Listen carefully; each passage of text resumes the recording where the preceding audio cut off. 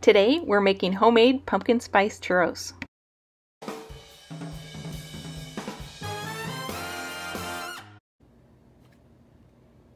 Fill a heavy pot with 2 to 3 inches of oil and put it over medium-low heat while you prepare your churro paste.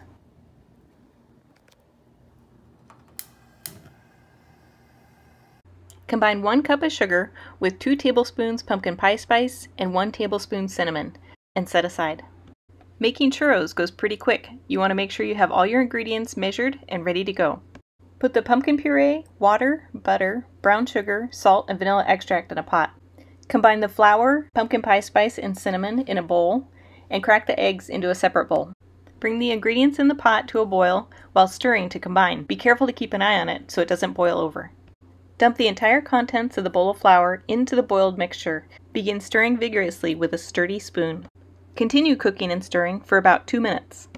Remove the dough from the heat and continue stirring for 2 to 3 minutes. At this point, you can either continue stirring in the pot or you can transfer it to the bowl of a mixer with the paddle attachment. Add the eggs one at a time and stir to fully incorporate before adding the next egg. Once all the eggs are incorporated, you will have a thick paste. Place the piping tip inside your piping bag and fill the bag halfway with the paste. Check the oil temperature to make sure it is heated to the proper temperature. You can use a digital thermometer that measures almost 400 degrees, or you can use a candy thermometer because it measures 400 degrees. You don't want to use a probe thermometer because they don't read high enough. When it is 360 degrees, you can start piping in the churros. Twist the bag to put a good amount of pressure on the paste. While holding the piping tip about 2 to 3 inches above the oil,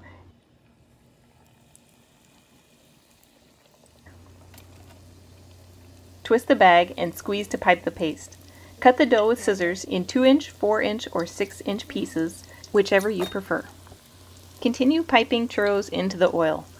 After they've cooked for about a minute on one side, turn them over. Continue to cook them for another minute or so until they're completely golden all the way around.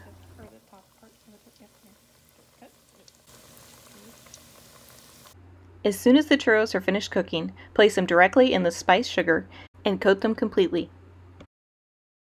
Continue frying and coating the churros until they are all finished. They are excellent when served with a side of caramel sauce. Enjoy!